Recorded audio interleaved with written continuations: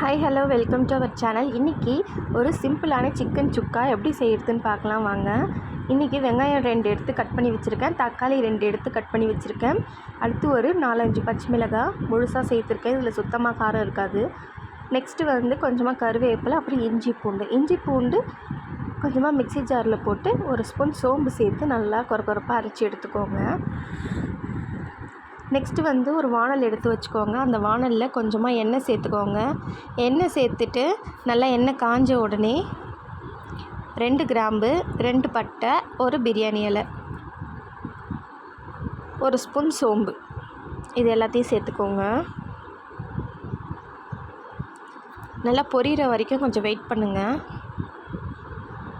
அதுக்கப்புறம் நம்ம அரைச்சி வச்சுருக்கோம் இல்லையா, அந்த இஞ்சி பூண்டு பேஸ்ட்டை அதில் போட்டு நல்லா வதக்கிக்கோங்க. இஞ்சி பூண்டு பேஸ்ட் லைட்டாக கலர் மாறின உடனே நம்ம கட் பண்ணி வச்சுருக்க ஆனியன் எடுத்து சேர்த்துக்கோங்க.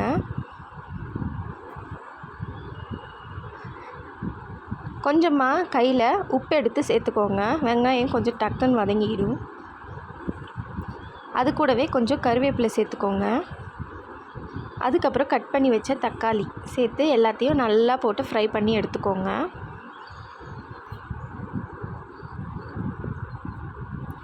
நல்லா தக்காளி நல்லா மேஷ் ஆகிற வரைக்கும் நல்லா வதக்கிக்கோங்க.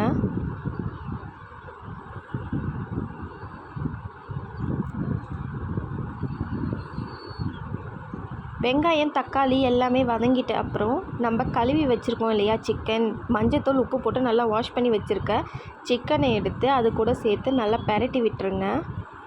அந்த வெங்காயம் தக்காளி இஞ்சி பூண்டு இது கூட வந்து அந்த சிக்கன் நல்லா கோட் ஆகிற மாதிரி நல்லா கிளறி விட்டுருங்க. எப்பவுமே சிக்கன் வந்து நம்ம சுக்கா செய்யும்போது கொஞ்சம் போன் கம்மியாக இருக்கிற மாதிரி வாங்கிக்கோங்க, நல்லா கொஞ்சம் சதையாக இருக்கிற மாதிரி வாங்கிக்கோங்க.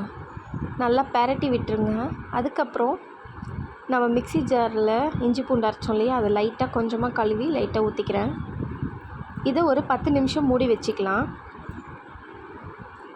10 நிமிஷத்தில் நல்லா சிக்கன் நல்லா வெந்துடும். லைட்டாக தான் கொஞ்சம் தண்ணி இருக்கும். அதில் ஒரு ஸ்பூன் தனி மிளகாத்தூள், வீட்டு மிளகாத்தூள் ஒரு ஸ்பூன், மல்லித்தூள் ஒரு ஸ்பூன், அதுக்கப்புறம் நம்ம வீட்டிலே செஞ்ச சீக்ரெட் கரம் மசாலா அது ஒரு ஸ்பூன் போட்டு நல்லா ஃப்ரை பண்ணிக்கோங்க. ஒரு 5 நிமிஷம் நல்லா ஃப்ரை பண்ணிவிட்டு